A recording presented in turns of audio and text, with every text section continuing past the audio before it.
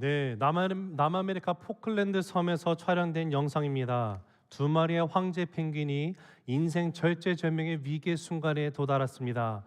홍해가 바로 앞에 자기 앞에 있습니다. 너무나 짧은 다리로 인해서 이것을 건너지도 못하고 어쩔 줄 몰라 쩔쩔매고 있습니다. 그러다가 펭귄 한 마리가 정말 용기를 내서 차가운 물에 발을 담그고 뒤뚱뒤뚱 걸어갔습니다. 그런데 이 건너간 사실을 그 다른 펭귄이 보지 못했어요. 아니 어찌 된 일이지, 친구가 사라졌습니다. 본인은 어떻게 될까 어찌할 바를 몰라서 갈팡질팡하고 있는 진퇴양난의 상황 가운데 놓여 있는 것을 우리가 보게 됩니다. 여러분, 그런데 이 영상이 그냥 웃기 위해서 함께 또 웃음을 자아낼 수 있는 그런 모습의 영상이지만, 오늘 말씀을 보면 진퇴양난에 빠져 있는 이스라엘 백성들을 우리가 만나게 됩니다. 근데 여러분, 이 진퇴양난이라는 사자성어가 되게 올드 패션하죠. 요즘의 신세대들은 진퇴양난을 어떻게 부르는지 아십니까? 빼박캔트라고 부릅니다.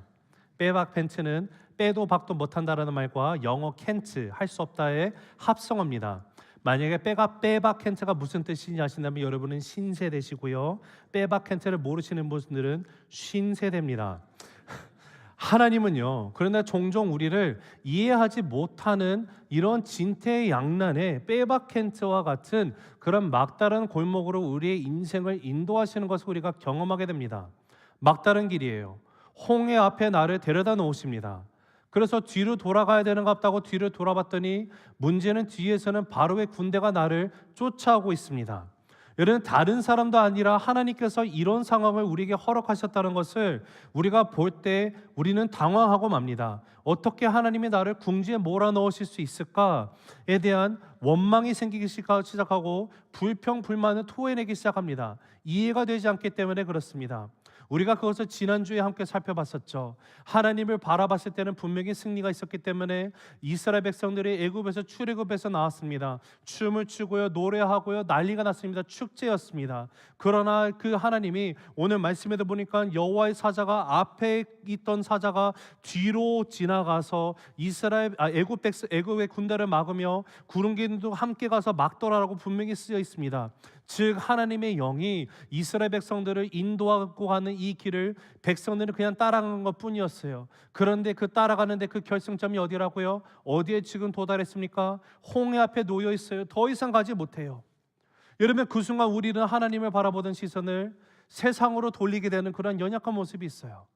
하나님만을 바라봤을 때는 분명히 기쁨과 감사와 승리와 평강이 있었는데, 세상을 보는 순간 나의 삶 가운데는 불평이 생기고 두려움이 생기고 과거로 돌아가고 싶고 지금 내 삶의 문제 속에서 현실을 도피하고 싶은 것이 우리의 모습이라는 사실을 우리가 지난주에 살펴봤습니다. 여러분, 인생의 홍해를 만나게 되면 이 홍해가 우리를 왜 이토록 당황스럽게 만드는 걸까요? 그 이유는 바로 홍해가 내 계획 가운데 있지 않았기 때문에 그래요. 한 번도 생각해 본 것이 없는 것이 홍해이기 때문에 그렇습니다. 그러나 하나님께서 만약에 홍해를 나의 삶 가운데 두셨다면 하나님은 아무런 이유 없이 우리의 삶 가운데 홍해를 두는 분이 아니심을 우리가 믿음으로 하나님을 바라봐야 될 줄로 믿습니다. 여러분, 우리의 신앙의 인생에는요, 항상 시선의 싸움이에요. 하나님을 내가 온전히 바라보고 나아가느냐, 하나님을 바라보는 것을 놓치느냐에 따라서 우리의 삶의 결과가 다르게 나타날 수 있다라는 사실입니다. 오늘 다시 한번 홍해의 사건을 우리가 함께 보고 나갈 텐데요, 오늘 말씀을 통해서 하나님이 우리에게 알게 하시기를 원하시는, 이스라엘 백성들에게 깨닫게 하시는 그 중요한 메시지가 무엇이었을까요? 우리 한번 화면을 보시면서 읽겠습니다. 시작. 홍해를 허락하신 분이 하나님이라면 그 문제를 해결할 수 있는 분도 하나님임을 알아야 합니다. 한 번 더 읽습니다. 시작. 하나님이라면 그 문제를 해결할 수 있는 분도 하나님임을 알아야 합니다. 여러분, 하나님이 허락하셨으면 하나님이 해결하시는 분이에요. 믿으십니까? 여러분, 성경에 있는 말씀을요, 이것이 어떻게 사람이 논리로 과학적으로 증명이 돼 말이 돼 라고 말하면서 이것은 그냥 신화적인 이야기지라고 말하지 마세요. 하나님은 전지전능하신 하나님이에요.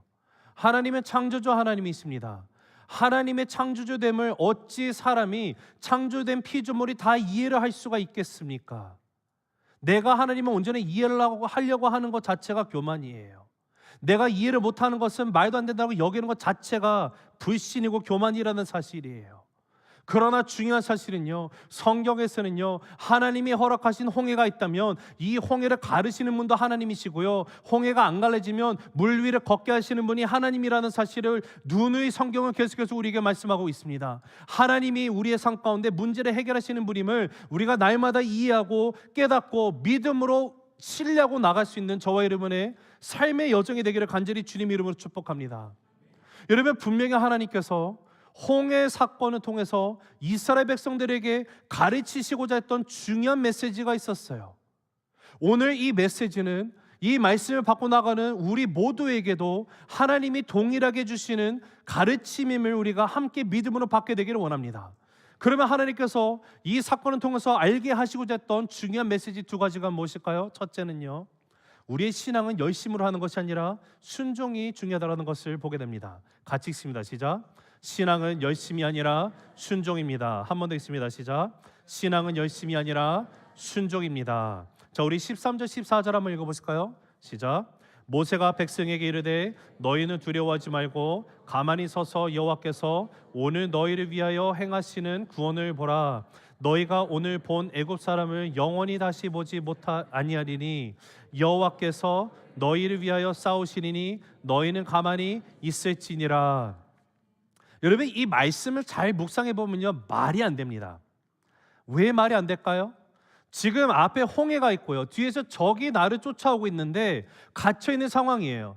완전히 궁지에 몰린 쥐꼴이 됐어요. 그 궁서설묘라고 하죠.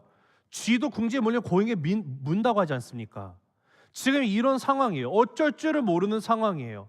자, 이런 상황 가운데 보통 그냥 보통적인 리더라고 한다면 아마 이 백성들에게 뭐라고 얘기를 할 거예요? 자, 이스라엘 백성들이여, 형제들이여, 자매들이여, 우리 이제 더 이상 갈 곳이 없고 지금 뒤에서 쫓아오는데 가만히 있으면 진짜 개죽음 당하게 생긴 거 다 보이시죠?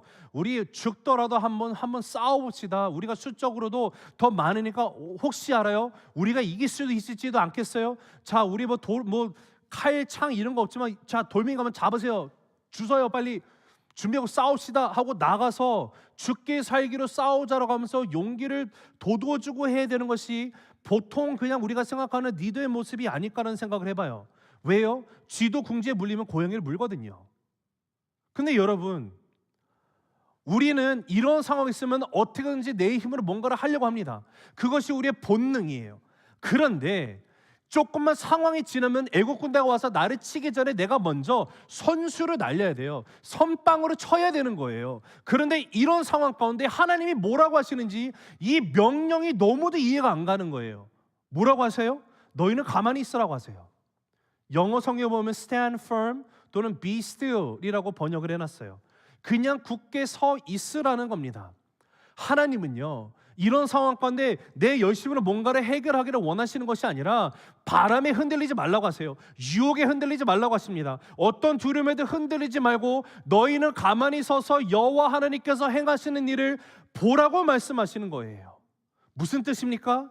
너희가 스스로 열심을 다하는 것 중요하지만 열심을 다하는 것 이전에 내가 너희에게 앞으로 너희가 40년 동안 광야에서 지내야 될 것이고 가나안 땅에 들어가서도 살며 내가 너희를 부르는 그날까지 이 땅 가운데 살아가는 그 삶 가운데 내가 너희에게 원하는 것은 너희의 열심으로 사는 것이 아니야. 내 말에 순종하는 삶을 살아야 돼. 이 메시지를 하나님이 가르치시는 거예요. 여러분, 이해가 되지 않는 상황이에요. 지금 막다른 골목이에요. 가만히 있으면 죽게 생겼어요. 바로 군대가 나를 잡아삼키려고 오고 있습니다. 그런데 이 상황 가운데 더더욱이 이해가 안 되는 하나님의 명령이 주어졌어요. 아무것도 하지 말고 가만히 서 있어라. 이해가 되지 않는 그 상황 속에서 하나님이 우리에게 원하시는 것은요, 우리에게 주시는 말씀은 신앙이라는 것은요, 나의 열심이 아니라 순종이라는 거예요. 여러분, 사울 왕이 하나님의 명령을 받고 아말렉과 전쟁을 치릅니다. 근데 이 전쟁에서 사울 왕이 대승을 거뒀어요.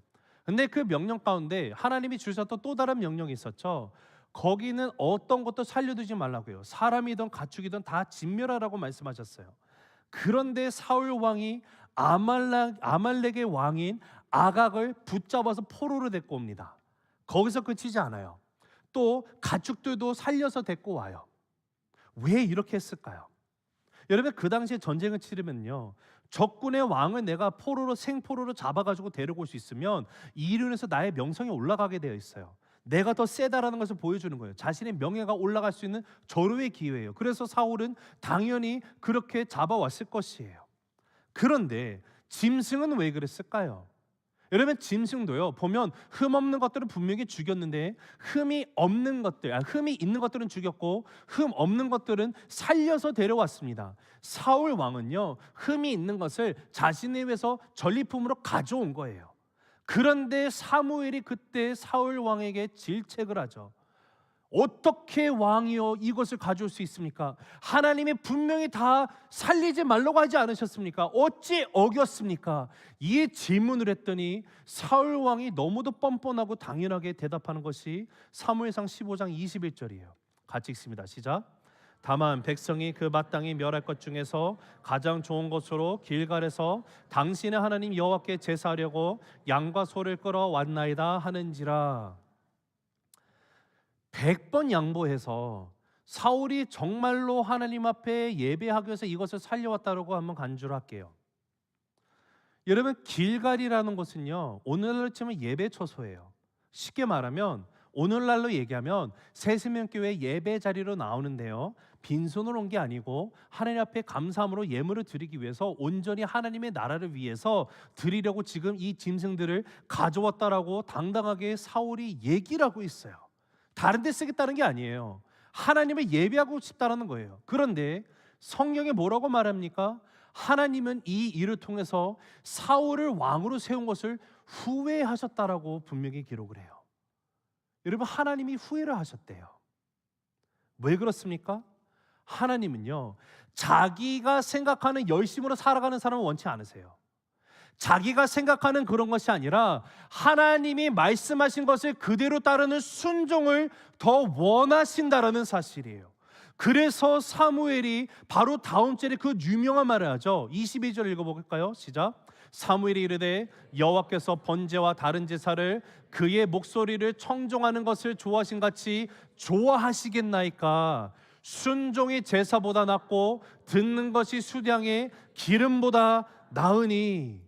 하나님은 제사보다 순종을 더 원하신다라는 유명한 말이 여기서 나오는 거예요. 여러분, 신앙은요, 내 스스로의 열심으로 살아가는 것이 아니에요. 하나님의 말씀이 주어지면 그 말씀에 순종하고 살아가는 것이 신앙이에요. 이것을 다르게 표현하면 신앙은요, 최선으로 살아가는 것이 아니라 믿음으로 살아가는 것이 신앙이에요. 여러분, 내가 열심히 하나님을 따르는 거 좋지만 주님 앞에 순종하고 나아가는 것이 훨씬 더 중요하다라는 거예요. 하나님이 원하시는 것은 내가 스스로 내 생각에 맞게 최선을 다하는 것이 아니라 믿음으로 하나님께 나아가는 것이에요. 여러분, 그것을 우리 가슴 가운데 온전히 하나님이 이 홍해 사건을 통해서 우리에게 오늘 보여주시는 것으로 내가 마음 가운데 담고 세상 가운데 나갈 수 있는 저와 여러분 모두가 되시기를 간절히 주님의 이름으로 축복합니다. 자, 이 홍해 사건을 통해서 두 번째 하나님이 이스라엘 백성과 우리에게 알려주시고자 하셨던, 가르치시고자 하셨던 것은 바로 이겁니다. 같이 읽습니다. 시작. 모든 문제의 답은 하나님이십니다. 한 번 더 읽습니다. 시작. 모든 문제의 답은 하나님이십니다. 자, 우리 21절, 27, 28절 읽어보실까요? 시작. 모세가 바다 위로 손을 내밀매 여호와께서 큰 동풍이 밤새도록 바닷물을 물러가게 하시니 물이 갈라져 바다가 마른 땅이 된지라. 모세가 곧 손을 바다 위로 내밀매 새벽이 되어 바다의 힘이 회복된지라. 애굽 사람들이 물을 거슬러 도망하나 여호와께서 애굽 사람들을 바다 가운데 엎으시니 물이 다시 흘러 병거들과 기병들을 덮되 그들의 뒤를 따라 바다에 들어간 바로의 군대를 다 덮으니 하나도 남지 아니하였더라. 여러분, 세상에 어떤 문제든지요, 답이 있기 마련입니다. 만약에 내가 수학 문제를 풀어야 되는데 이걸 어떻게 풀지 모르면요, 어디에서 답을 찾을 수 있어요? 수학을 잘하는 분한테 물어보면 돼요. 그 튜러링 도움을 받으면 됩니다. 그러면 얼마든지 답을 찾을 수 있어요. 여러분, 한국의 어떤 회사에서 입시 시험에 이런 문제가 나왔다라고 말합니다. 출제된 문제 이겁니다. 당신은 거센 폭풍우가 몰아치는 밤길에 운전을 하고 있습니다. 마침 버스 정류장을 지나치는데 그곳에는 세 사람이 있습니다. 죽어가고 있는 듯한 할머니, 당신의 생명을 구해준 의사, 당신이 꿈에 그리던 이상형. 자, 당신은 단 한 명만을 차에 태울 수 있습니다. 어떤 사람을 태우시겠습니까? 선택 후 설명하십시오. 이런 문제가 나왔대요. 여러분은 어떻게 하시겠습니까? 지금 죽어가는 할머니를 태워서 그 목숨을 구하겠습니까? 아니면 이전에 나를 한번 살려준 생명의 은인이 되는 이 의사를 구하겠습니까? 아니면 지금 이 시간 놓쳐버리면 다시는 만나지 못할 것 같은 나의 이상형을 선택하시겠습니까? 여러분, 200명의 경쟁자를 제치고 최종적으로 채용된 사람의 답을 우리가 한번 보면은요, 이렇게 말했대요. 의사 선생님께 차 키를 드리죠. 할머니를 병원에 모셔가도록. 그리고 난 내 이상형과 함께 버스를 기다릴 겁니다. 여러분, 혹시 목사님 저도 그 답 생각했는데 그러신 분 계십니까? 아마 그러지 못했을 것 같아요. 저는 죽었다 깨라도 이런 답은 생각 못했을 거예요. 해답이죠, 해답. 여러분, 죽어가는 할머니를 구해야 되나, 생명의 은인인 의사를 선택해야 되나 고민될 거예요. 이 기회를 놓치면 내 이상형 만나지 못할 텐데, 그런 마음도 들 거예요. 그런데 이런 고민 가운데서도 답이 있더라는 거예요. 자, 근데 문제가 있어요. 우리의 실질적인 문제가 뭐예요? 세상의 많은 문제들에는 분명히 답이 있는 것처럼 느껴집니다. 하지만 내 삶 속에서 경험되는 문제들은요, 어찌된 영문인지 답이 없는 것 같아요. 아니, 왜 다른 사람들의 문제는 잘 풀리는 것이 보이는데 왜 내 문제만 안 풀리는 걸까요? 내 문제만 답이 없어요. 관계 문제가 안 풀려요. 돈의 문제 안 풀려요. 건강의 문제 풀리지 않아요. 이거 어떻게 풀어야 될지 모르겠어요. 그러면서 내가 답답하고 왜 나만 이 모양 이 꼴일까, 이런 생각이 드는 것이 우리의 삶의 현실의 모습이 아닙니까? 여러분, 근데 아세요? 성경은요, 우리의 모든 것의 문제에 답이 있다라고 분명히 알려주십니다. 우리의 삶 가운데 모든 문제의 답이 무엇일까요? 자, 우리 한번 화면을 보시고 찾아보실까요? 여러분, 뭐가 보이십니까? 혹시 오디세이가 보이고 계십니까? Jesus is the answer. 예수님이 답이심을 믿으시기 바랍니다. 여러분, 진짜 예수님이 답이심을 믿으시면 한번 크게 아멘 외쳐보세요.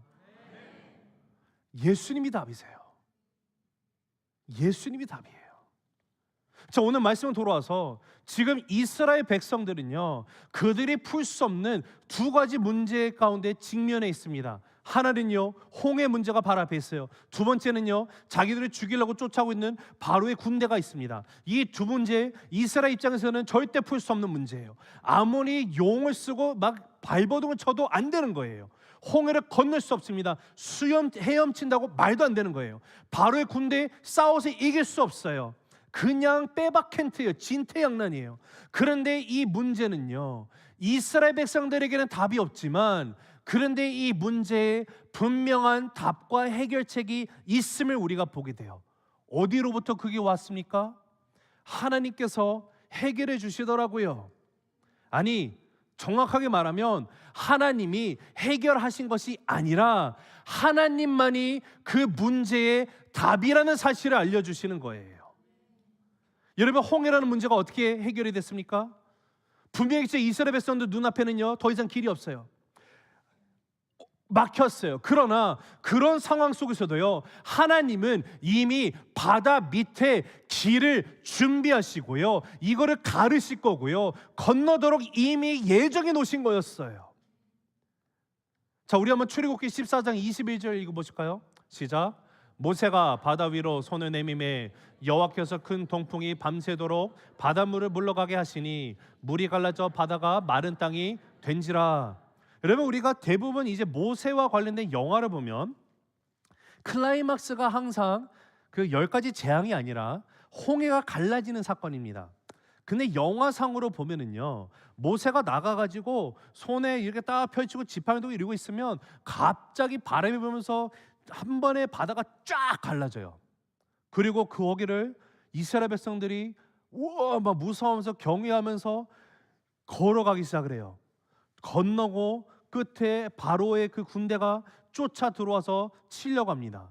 이스라엘 백성이 다 건넌 다음에 또 모세가 하나님의 명령대로 딱 명하니까 바다가 다 휩쓸어 버렸어요. 한 번에 갈리는 바다를 우리는 항상 생각합니다. 그러나 성경은 한 번에 바다가 갈렸다고 말하지 않아요.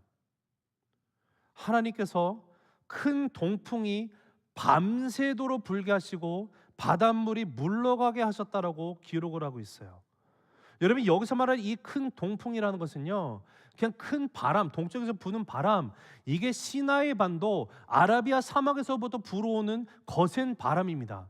우리가 생각하는 뭐 선선한 바람이 이런 거 아니에요. 뭐 갑자기 막 이게 불어서 막 이런 거 아니고요. 이걸 다르게 표현하면 이 큰 동풍이라는 것은 시로코 동풍이에요. 시로코 열풍, 아주 뜨겁고 건조한 열풍입니다. 이 바람이 불면 그 당시 사람들은요, 이 큰 동풍이 불면 다들 쉘터 안에 들어가 있어요. 집에 들어가야 돼요. 바깥에 있으면 큰일 나요. 자칫 잘못하면 내가 이 바람에 견디지 못하고 죽을 수도 있어요. 이것은 무서운 바람인 거예요. 그런데 이스라엘 백성들이 지금 홍해 앞에 가만히 서 있어요. 여러분, 이거 한번 상상해 보셨습니까? 지금 하나님이 서서 가만히 있으래요. 서 있는데 뒤에서 군대가 쫓아서 날 죽이려고 있는 상황이에요. 뒤를 보면 무섭습니다. 홍해의 문제인데 갑자기 바람이 부는데 큰 동풍이 불기 시작을 해요. 이걸 보면 이 이스라엘 백성은 다 알아요. 이거 빨리 피해야 되는 거거든요. 근데 피할 길이 없어요. 바람이 불기 시작하면 이 바람 자체도 어마하게 무섭게 느껴지는 거예요. 위압감에 휩싸일 수밖에 없어요. 그런데도 하나님은 지금 이스라엘 백성들에게 그 상황 가운데 서 있으라는 거예요. 여러분, 얼마나 공포스러웠을지 저는 상상이 되질 않아요. 근데 여러분, 우리들 앞에서 홍해를 가르시는 하나님의 일은요, 뚝딱하고 일어나는 일이 아니라 때로는 우리에게 견뎌야 하는 시간이기도 하다라는 거예요. 하나님께서 가만히 서서 내가 하나님됨을 보고 내가 너희를 구원하는 것을 너희가 경험하라고 하시는 건요, 바로 이렇게 되는 게 아니에요. 밤새 내가 서 있어야 되는 이 무서움을 견뎌야 되는 거이기도 하다라는 거예요. 우리의 눈에는 길이 없습니다. 그런데 바닷속에 이미 하나님이 만들었어요, 길을요. 그리고 이스라엘 백성들이 걸어가면서 아마 외쳤겠죠. 와, 정말 하나님이 이 문제를 해결해 주시는구나. 아마 두려움이 더 컸을 거예요. 그런데 문제가 또 있어요. 첫 번째 직면한 문제는 해결이 되는데 두 번째는 뭐예요? 바로의 군대가 지금 쫓아오고 있어요. 이 문제를 또 어떻게 해결됩니까? 하나님이 홍해를 가르쳤던 그 답으로 동해에게 바로의 문제를 또 해결하십니다. 여러분, 이 사건을 통해서 하나님이 이스라엘 백성들에게, 그리고 오늘 이 말씀을 받고 나가는 저와 여러분에게 무엇을 보여주시기 위해서 이 막다른 골목으로 그들을 인도하셨을까요? 그것은 하나님만이 내 인생에 일어나는 모든 문제의 답이라는 사실이에요. 하나님만이 우리의 인생에 일어나는 모두의 문제의 답임을 여러분 믿으시기 바랍니다. 하나님이 답이세요. 하나님이 단순히 문제를 해결하는 분이 아니라 하나님 자체가 답이세요. 예수님이 우리를 위해서 이 땅 가운데 오셨어요. 죽으시고 부활하시고 40일 후에 승천하셨습니다. 그 후에 성령 하나님이 내 안에 계세요. 하나님 아버지가, 하나님의 영이신 그분이 이미 내 안에 삶 가운데 답으로 주어졌다라는 거예요. 말씀을 맺습니다. 여러분, 혹시 여러분의 삶 가운데 어떤 무거운 짐을 지고 계십니까? 혹시 홍해가 있습니까? 여러분, 인생 가운데 내가 이것을 이 정도는 내가 해결할 수 있겠지라고 생각하고 자신감 있게 덤벼들었는데 문제가 해결이 되지 않기 시작을 해요. 문제가 더 꼬이기 시작을 해요. 그러면 우리는 당황하고 맙니다. 내가 이런 거 꿈꾼 적이 한 번도 없는데, 하나님, 제가 가정을 시작을 할 때 저의 가정의 모습이 이렇게 될 거라고 한 번도 생각한 적 없어요. 하나님, 제가 자녀를 생각할 때 내 자녀가 이렇게 잘할 거라고 생각한 적 없는데 하나님 왜 이렇게 하십니까? 혹시 하나님 원망하고 있는 것은 우리의 모습이 아닙니까? 하나님 왜 저에게 이렇게 무거운 짐을 짊어지고 계십니까? 하나님 정말 계신 거 맞아요? 하나님 이거 나에게 너무 힘들잖아요. 아니 내가 감당할 짐 아니면 안 주신다면서요. 혹시 그렇게 불평불만하고 계시는 것이 우리의 모습은 아닙니까? 여러분, 하나님이 왜 우리를 이해가 되지 않는 막다른 골목으로 홍해 앞으로 데려다 놓으시고 바로 군대가 뒤에서 쫓아오게끔 상황을 만드십니까? 우리의 사고와 논리로 이해할 수 있는 것이 아니에요. 하나님을 바라봐야 되는데 그 순간 우리가 문제를 바라보기 시작하면 내 입술은 불평불만만 나와요. 바로가 보이기 시작을 해요. 바로가 너무도 크게 보이기 시작을 합니다. 그러나 그런 상황 속에서 성경은요, 홍해를 피하는 방법을 우리에게 가르쳐 주지 않아요. 홍해는 피하라고 이스라엘 백성들에게 주어진 것이 아니었기 때문에 그래요. 홍해는요, 건너가라고 하나님이 예비해 놓으신 거였어요. 그러나 이것을 건너기 위해서는 하나님이 말씀하세요. 나를 바라보라라는 거예요. 가만히 서서 내가 하나님됨을 너희는 바라볼지야 바라봐야 된다고 말씀하시는 거예요. 여러분, 신앙의 여정이라는 것은 내 열심으로 살아가는 거 아니에요. 순종이에요. 하나님의 말씀이 내 이성, 내 상식, 내 논리, 내 경험과 상충한다 할지라도 하나님의 말씀이라면 믿음으로 순종하는 거예요. 하나님이 모든 문제에 답이심을 여러분 믿으시기 바랍니다. 하나님이 주시는 답은 때로는 우리로 하여금 밤새도록 큰 동풍이 몰아치는 그 두려움 가운데 있게 하시기도 해요. 그러나 우리가 할 것은 가만히 서서 주를 바라보는 거예요. 주님만을 의지하는 거예요. 그때 하나님이 역사하시는 것을 우리 모두가 경험하며 하나님이 하나님 되심을 우리의 입술을 통하여서 우리가 시인을 하며 주님을 찬송하게 될 줄로 믿습니다. 기도하시겠습니다.